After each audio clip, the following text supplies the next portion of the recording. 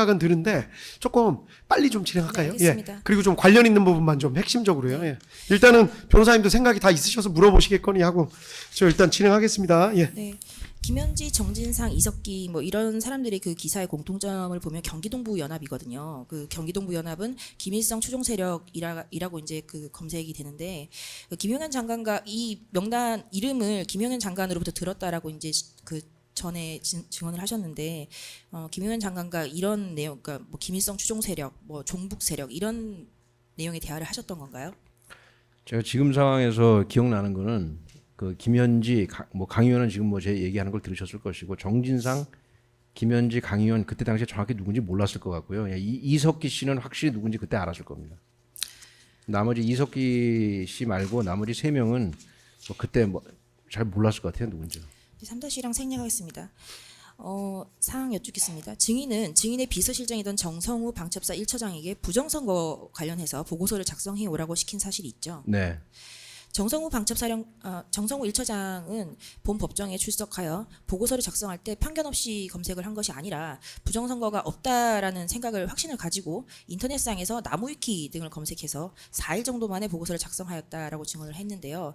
그와 같은 보고서를 받은 바가 있나요? 그 보고 받은 바 있습니다, 그거는.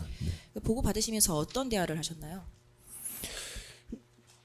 그 뭐 정확하게 이제 오래돼서 작년 봄 얘기인 것 같은데요. 정확하게 오래돼서 잘 기억은 잘 안 납니다. 근데 뭐 하여튼간에 그때 이건 뭐 제가 여기저기서 얘기를 했기 때문에 뭐 증언을 하면 뭐 부정선거 얘기가 하도 많길래 제가 비서실장한테 얘기한 거는 그 뭐 우리 방첩사 업무랑은 전혀 관련이 없지만 도대체 누가 뭐라고 얘기하는지 좀 인터넷 같은 거 검색해서 좀 정리해서 알려다오 뭐 요 정도 취지였습니다. 그거 이상도 이하도 아닙니다, 그거는. 증인은 그럼 정성우가 보고를 한 이후에 별도로 부정선거에 대해서 조사를 따로 하거나 뭐 리서치를 하거나 수사를 한 바는 없나요? 방첩사는 그런 권한이 없습니다. 증인은 2023년 하반기에 북한이 선거관리위원회를 비롯해서 헌법기관들에 대해서 해킹 공격을 한 사실을 알고 있나요? 예? 북한이 2023년 하반기에 선관위를 비롯해서 그 다수의 헌법기관들에 대해서 해킹 공격이 있었다라는 사실이 있는데 23년에요? 네, 23년 하반기에. 그런 거 뉴스에서 언뜻 본 것 같습니다. 그 해킹 공격 때문에 국가정보원이 선관위에 대해서 보안 점검을 하였는데 그런 사실에 대해서 알고 있나요? 그러니까 그것도 뭐 뉴스나 이런 걸 통해서 어느 정도 알고 저 기억나죠. 예. 그 정성우 1처장은 나와서 이 부정선거 보고서와 별개로 자기가 그런 사실에 대해서는 알고 있다라고 하던데 그게 방첩사 업무 연관에서 알고 있는 것이 아니라 그냥 개별적으로 증인은 그런 사실에 대해서 모르는 건가요? 제가 알고 있는 범위 내에서 그거는 방첩사 업무가 아닙니다. 뭐 부정선거가 됐던 무슨 뭐 해킹 뭐 이런 거는 방첩사 기본 업무가 잘 아닌 걸로 알고 있습니다. 그는. 증인은 12.3 계엄 이후에 피고인이 2024년 12월 12일 담화문을 발표하는 것을 들었나요? 저 대통령께서요? 네. 뭐 그날 뭐 저 당연히 텔레비전 보고 있었으니까 들었습니다. 증제 1호증 2024년 12월 12일 담화문 제시하겠습니다. 피고인은 계엄을 선포한 이후 2024년 12월 12일 약 29분간 담화를 발표했습니다. 내용을 좀 살펴보면 이처럼 지금 대한민국은 거대 야당의 의회 독재와 폭거로 국정이 마비되고 사회 질서가 교란되어 행정과 사법의 정상적인 수행이 불가능한 상황입니다. 하지만 제가 비상계엄이라는 엄중한 결단을 내리기까지 그동안 차마 밝히지 못했던 더 심각한 일들이 많이 있습니다.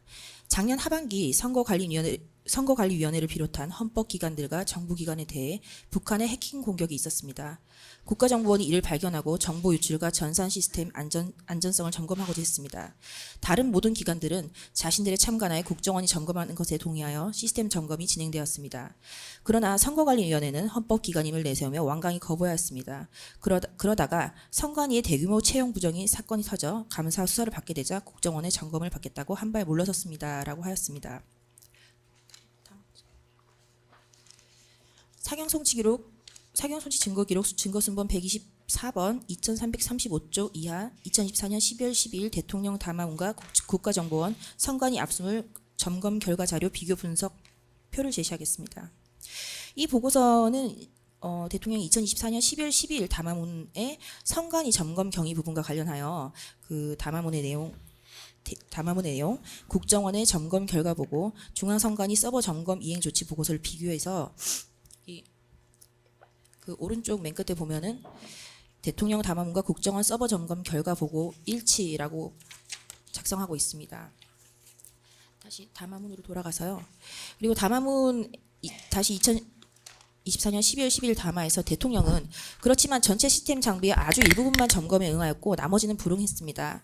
시스템 장비 일부분만 점검했지만 상황은 심각했습니다. 국정원 직원이 해커로서 해킹을 시도하자 얼마든지 데이터 조작이 가능하였고 방화벽도 사실상 없는 것이나 마찬가지였습니다. 라고 하였고 역시 이에 대한 보고서는 대통령 담화문과 국정원 서버 점검 결과 보고서 일치라고 하였습니다. 담화문의 내용을 계속해서 살펴보면 비밀번호도 아주 단순해서 1, 2, 3, 4, 5 같은 식이었습니다.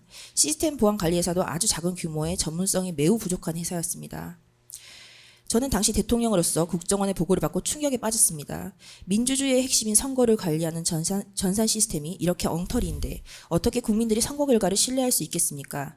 선관위도 국정원의 보안 점검 과정에 입회하여 지켜보았지만 자신들이 직접 데이터를 조작한 일이 없다는 변명만 되풀이하였습니다. 선관위는 헌법기관이고 사법부 관계자들이 위원으로 되어 있어 영장에 의한 압수수색이나 강제 수사가 사실상 불가능합니다. 스스로 협조하지 않으면 진상규명이 불가능합니다. 지난 2024년 4월 총선을 앞두고도 문제 있는 부분에 대한 개선을 요구했지만 제대로 개선되는지 알 수 없습니다라고 하였고 이 수사보고서는 대통령의 담화문의 각 내용에 대하여 대통령 담화문과 국정원 서버 점검 결과 보고서가 일치한다고 각 항목별로 적시하고 있습니다.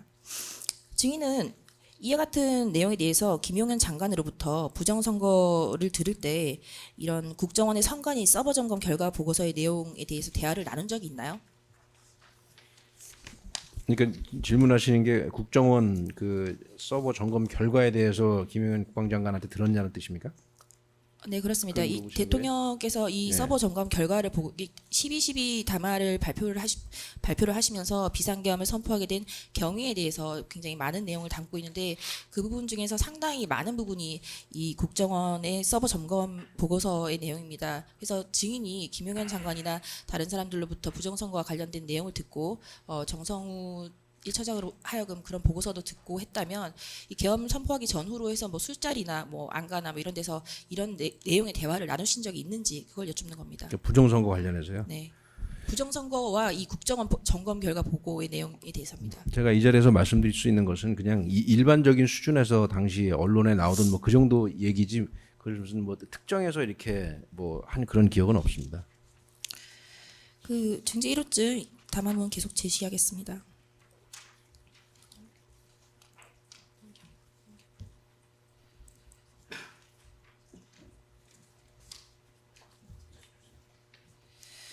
그 담화문의 내용을 살펴보면 지금 거대 야당은 국가 안보와 사회 안전까지 위협하고 있습니다. 예를 들어 지난 6월 중국인 3명이 드론을 띄워서 부산에 정박 중이던 미국 항공모함 촬영을 하다 적발된 사건이 있었습니다. 이들의 스마트폰과 노트북에는 최소 2년 이상의 한국의 군사시설을 촬영한 사진들이 발견되었습니다. 지난달에는 40대 중국인들이 드론으로 국정원을 촬영하다가 붙잡혔습니다.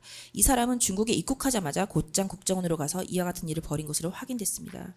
하지만 현행 법률로는 외국인의 간첩행위를 간첩죄로 처벌할 길이 없습니다. 이러한 상황을 막기 위하여 형법이 간첩죄 조항을 수정하려 하였지만 거대 야당이 완강히 가로막고 있습니다.라고 하였는데 그 증인이 지난 기일에 출석해서 특검의 주신문에서 이제 답변하였던 내용 중에 이 중국인들이 그 정박 중이던 뭐 그 해군을 촬영했다라는데 이 증인이 수사한 사건이 맞나요? 저거는 그러니까 저 방첩사 단독으로 한 게 아니라 그 경찰이랑 방첩사랑 뭐 이렇게 관계기관들이 같이 해서 뭐 했기 때문에 제가 저 내용은 소상히 알고 있습니다.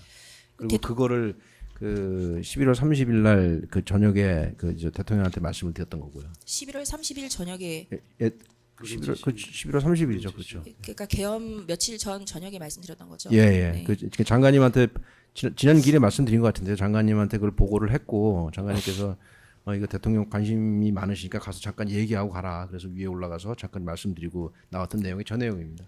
네, 그래서 이게 이제 12.12 담화문에도 이제 그런 내용이 나오는데요. 이 피의자들이라고 해야 될까요? 이 중국인들은 간첩죄로 처벌할 길이 없는데 이 사건 피의자들은 어떻게 됐나요? 그건 모르겠습니다. 그 이후로는 제가 알 수가 없죠 내용을요. 처벌할 길이 없어서 그냥 뭐 풀려났나요?